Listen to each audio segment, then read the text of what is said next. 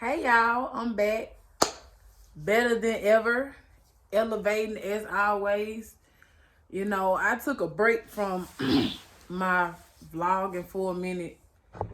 Cause I was still like, I ain't gonna lie, like I thought I was ready, but I really wasn't. Like I still had a lot to discover about myself. And then I was also kind of stuck on like what I would present to y'all, the things that I want to talk about with y'all, like just the things that a lot of women and men ask me on a daily, but I didn't know how to put it into words, if it makes sense. Like I didn't know how to present it to y'all. And it just dawned on me, why not talk about myself? Because when you think about it, you get a lot of videos on YouTube, everybody research, you get about videos about manifesting, shadow work, everything that you can about spirituality. But they never really show you a walk in their life, like the experience, the background, the history, like how how the hell you even come about this stuff? Like how did you even find out? Getting to a point of release, I guess, or evolution, or so to speak, or a consciousness about yourself. So I said, hey, why not? I get a lot of DMs and inboxes almost every day, about hell, chakra, meditating, shadow work, all that. Just people inbox me about a lot of things that they go through. And I ain't gonna lie, like I used to brush it off because I'm a very introverted person. Like I keep to myself, and I only allow myself to be with the outside world, if I choose to. I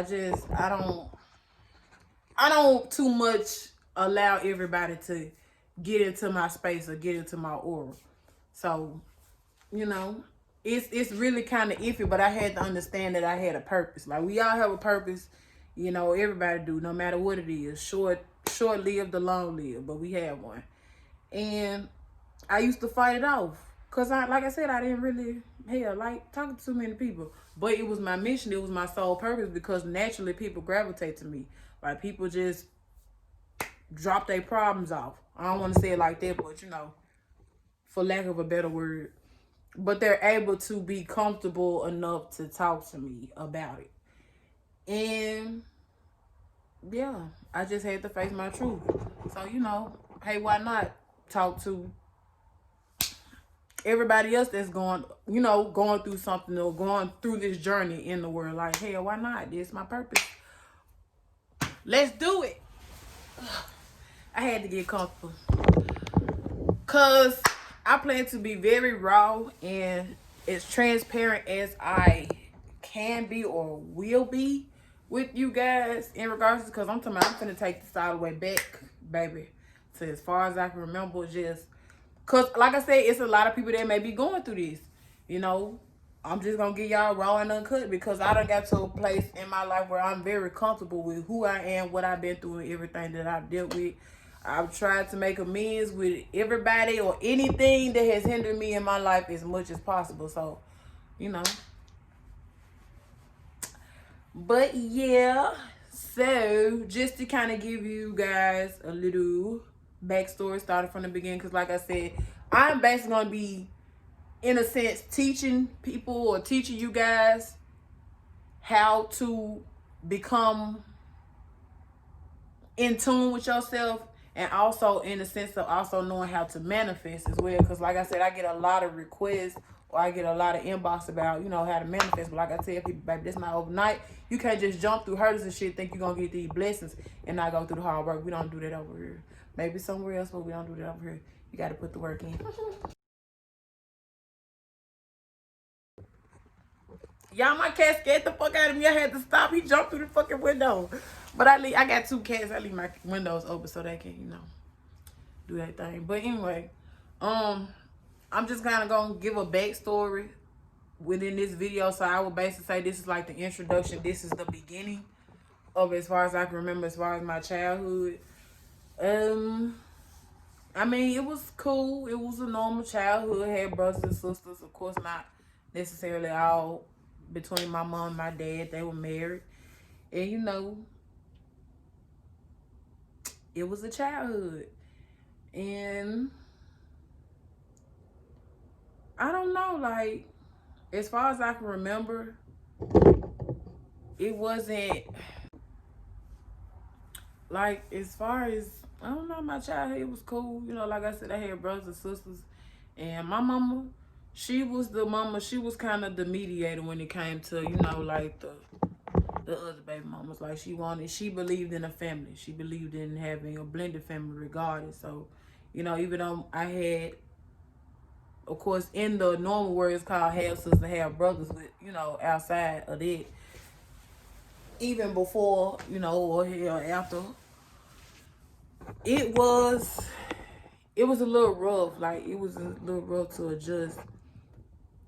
But it was wild. Like, that shit was wild. Just, man, like, just experience certain stuff at a young age. Like, my mama going through the whole infidelity situation. So, you know, at that time, hell, I'm with my mama all the time. I'm ride or die. Whatever happens, I'm with my mama. Like, so, you know, I seen it firsthand, you know, like a woman scorned.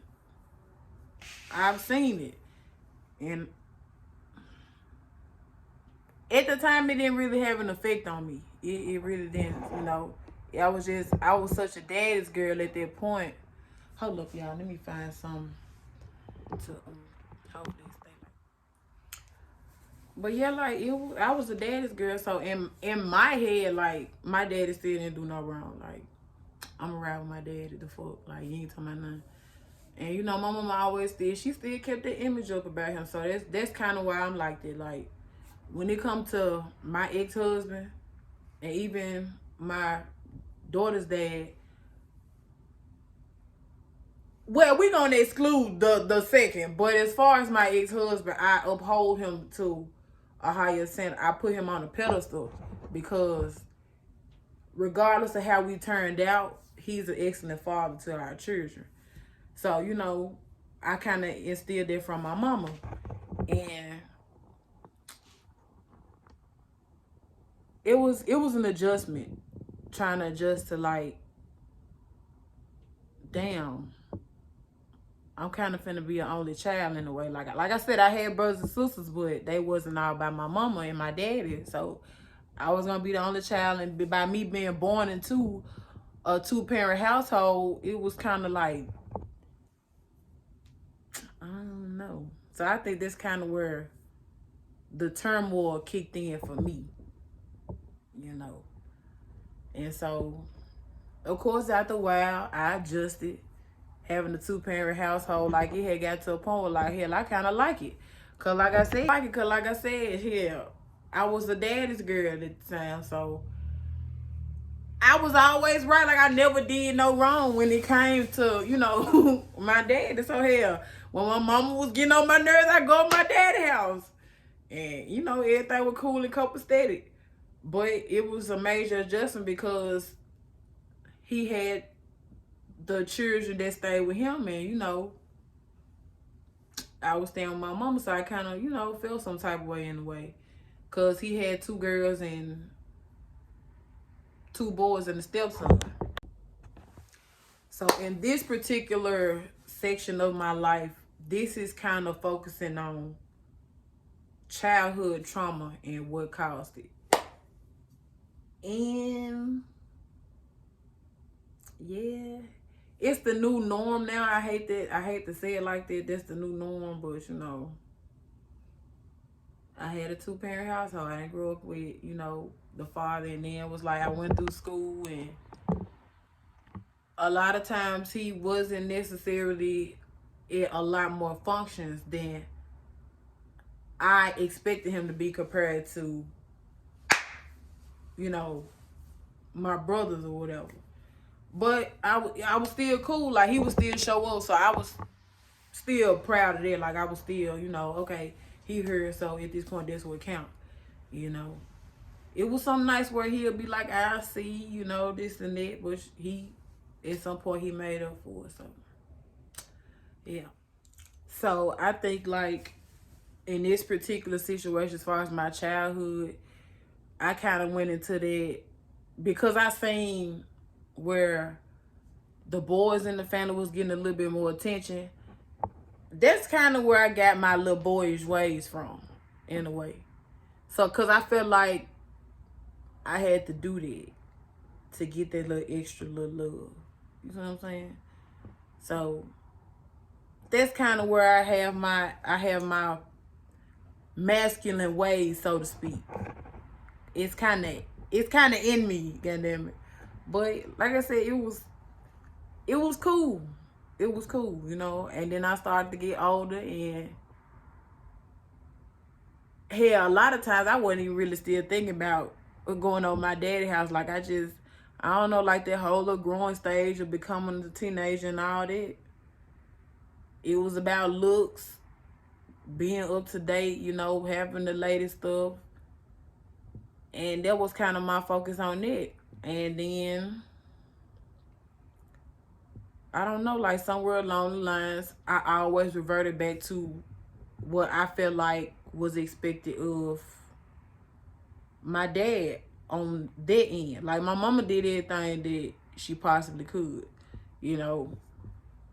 But I just feel like it's a little bit more that could have been done on the other side.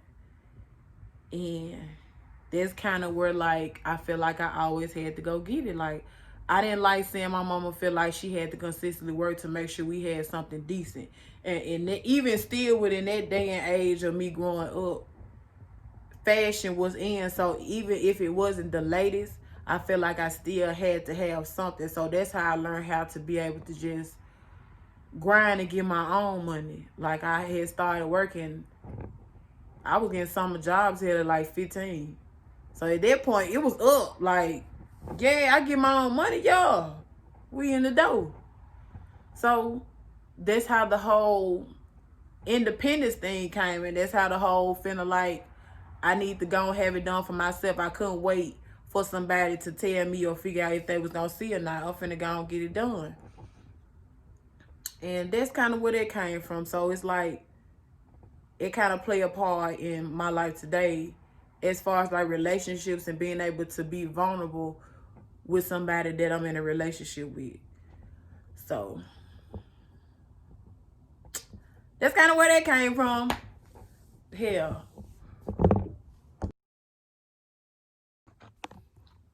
But just kind of, I don't want to move too forward too fast. But, so, you know, like, I would say like middle school, because it's not really too much of my childhood I remember. You know, like, I don't know, I think the biggest phase of my life as far as like when my childhood was when my parents was going through a divorce. I don't know why there's just so much of it that I can think, and I can think of this shit so vividly. But like middle school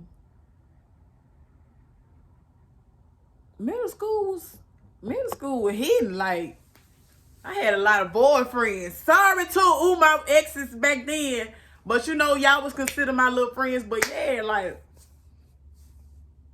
yeah, it was cool. Like, I went to American Way, and you know, it was cool. Like, I wasn't even trying to have sex or nothing like that. Like, I just had boyfriends. Like, I always had somebody. Like, that's just always how that started. I just always had a dude. You know, I always had somebody walk me home. My little boyfriend made me mad. I get another one. Like, it wasn't none of me. My little feelings would be hurt, but you know, I bounced back. And yeah, it was cool. So I just, even at that point, I always felt like I had to, I don't know, that's crazy. I always felt like I had to have somebody. Damn. But you know, damn.